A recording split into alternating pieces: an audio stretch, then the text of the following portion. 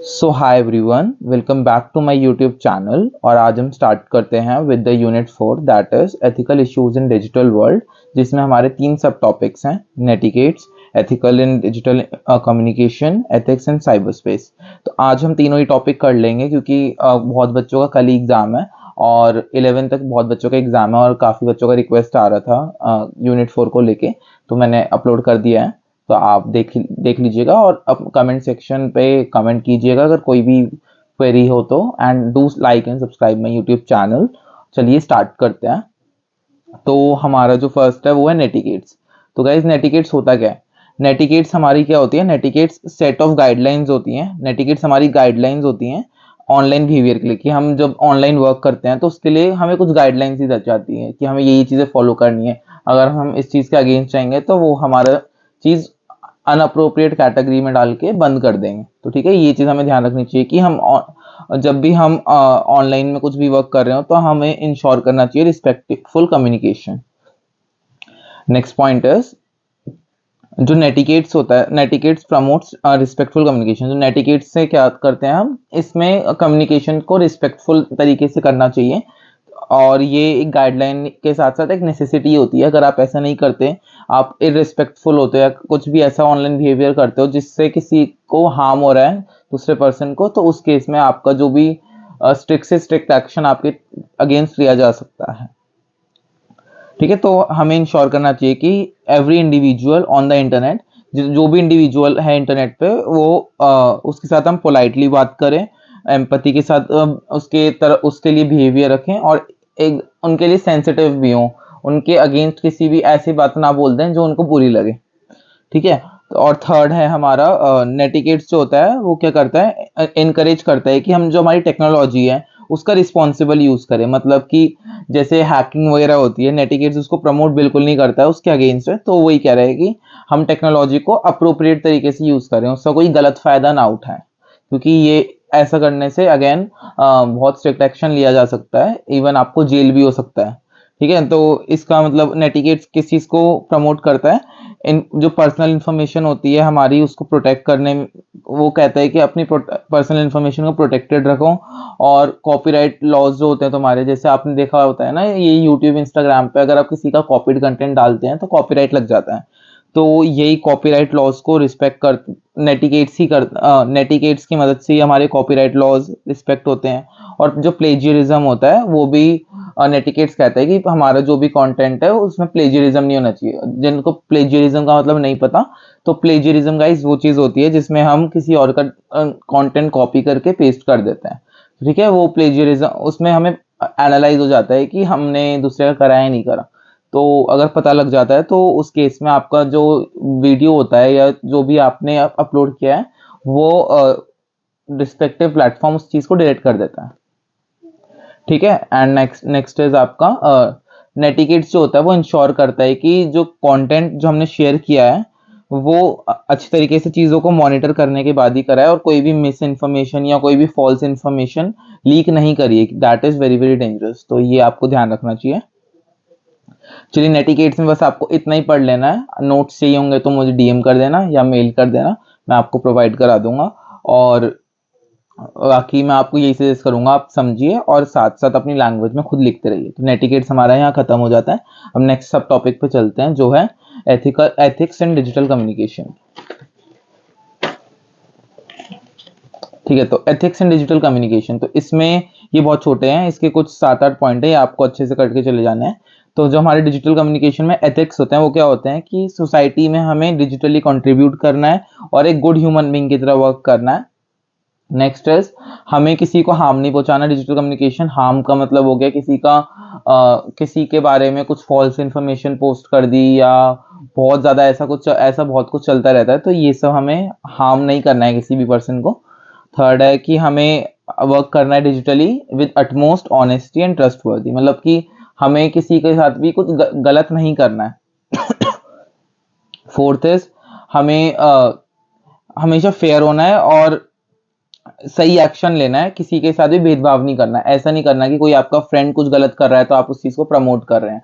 आपको सबके लिए एक इक्वल रहना है। अगर आपका फ्रेंड भी गलत कर रहा है तो आपकी ये अटमोस्ट ड्यूटी है कि आप उसके रिस्पेक्टिव प्लेटफॉर्म को रिपोर्ट करें, जो भी कंसर्निंग अथॉरिटी होगी इसको रिपोर्ट जो भी कंसर्निंग अथॉरिटी होगी उसको रिपोर्ट करे। तो ये आपकी अटमोस्ट एंड फर्स्ट ड्यूटी होनी चाहिए।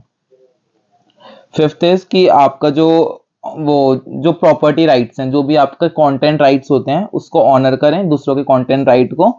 ठीक है, तो अगर आप ऐसा नहीं कर रहे हैं तो कॉपीराइट्स वगैरह आपको लग सकता है।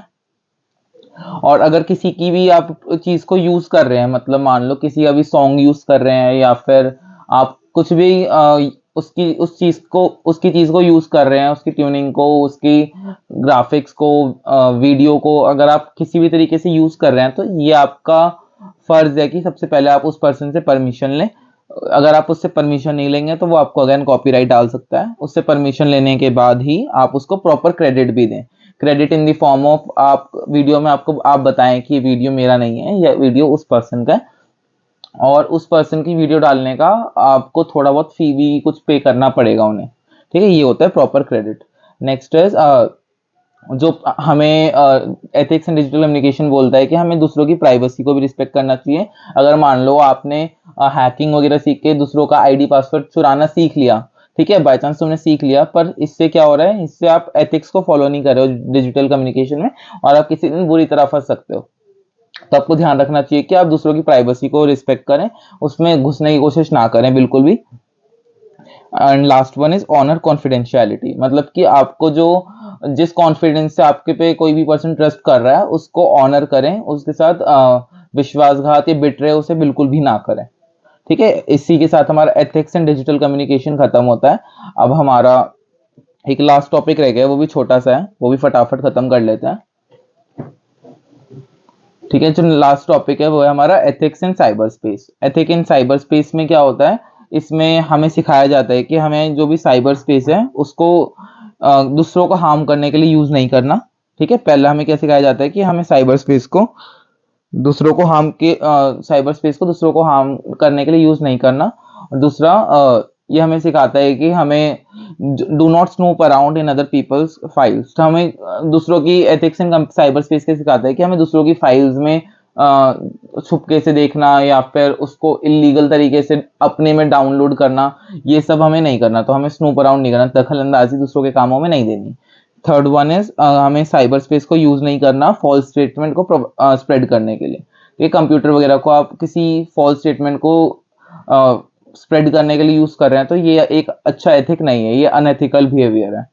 फोर्थ वन इज हमें सॉफ्टवेयर को use do not use software for which you have not paid. हाँ, हमें कोई भी ऐसा होता है ना कि गेम्स वगैरह हो गए आपके, तो आप क्या करते हैं कि आप पैसे नहीं पे करते, आप किसी एक्सटर्नल साइट से उसे डाउनलोड कर लेते हैं और उसे यूज करते हैं। ये बहुत गलत चीज है, इसमें आपका पूरा कंप्यूटर भी जो होता है हैक होके खत्म हो सकता है। आपका 40,000 का कंप्यूटर 40-50,000 का कंप्यूटर इजिली डिस्ट्रॉय हो सकता है अगर आप ऐसी हरकतें करेंगे तो, क्योंकि हमारे मेजोरिटी ऑफ द थिंग चीजों में वायरस निकल जाता है, और ये वायरसेस इतने खतरनाक होते हैं कि आपका पूरा कंप्यूटर डैमेज कर सकता है। तो आपको इस बात का ध्यान रखना है। एंड फिर आता है हमारा कि हमें सोशल कॉन्सिक्वेंसेस के बारे में सोचना चाहिए बिफोर शेयरिंग या पोस्टिंग एनीथिंग। कुछ भी आप पोस्ट या शेयर करने से पहले ध्यान रखिए कि आपका उसके समाज पे क्या इफेक्ट पड़ेगा, तो आपको इस बात का पूरा ध्यान रखना चाहिए। एंड द लास्ट वन है कि हमें कंप्यूटर को यूज करना चाहिए इस तरीके से कि वो शो करे कंसिडरेशन एंड रिस्पेक्ट, मतलब वो किसी की भी रिलीजियन को, जेंडर को किसी भी तरीके से आघात ना कर रहा हो। ठीक है, आपको इस बात का ध्यान रखना चाहिए। अगर आप ये सब चीजें को फॉलो करेंगे, इन एथिक्स को फॉलो करेंगे, तो आपकी कोई भी चीज कभी भी रिपोर्ट नहीं होगी और आप अच्छे से एक एथिकल वे में साइबर स्पेस को वर्क करेंगे। ठीक है, आपको इन चीजों का ध्यान रखना है। एंड इसी के साथ हमारा यूनिट 4 भी खत्म होता है। यूनिट 4 खत्म होने के साथ वेब का डिजिटल एम्पावरमेंट का फुल कंसेप्ट हमने कर लिया है। यूनिट 1, 2, 3, 4 सारे यूनिट कर लिए। अब आपको किसी भी यूनिट में थोड़ा बहुत भी डाउट है तो मुझे बता दीजिएगा, मैं उस पे और डिटेल वीडियो बनाने की कोशिश करूंगा। बस the thing I want you from all is कि आप मेरा जो इनिशियल फेज पे चैनल है उसको अपना सपोर्ट दीजिए, और I will also try, if you give me 50% तो I will try to give you 500%। तो ठीक है, आप चैनल को सब्सक्राइब कीजिए एंड मेरे साथ इंस्टाग्राम पे जुड़ जाइए, क्योंकि जिससे मुझे पता लगे कि इनिशियल फेज पे मेरे कौन कौन से फ्रेंड्स हैं जो मेरे साथ हैं और मुझे सपोर्ट कर रहे हैं इन दिस यूट्यूब जर्नी। ठीक है, आई होप आपको समझ आया होगा video. Thank you so much, bye bye.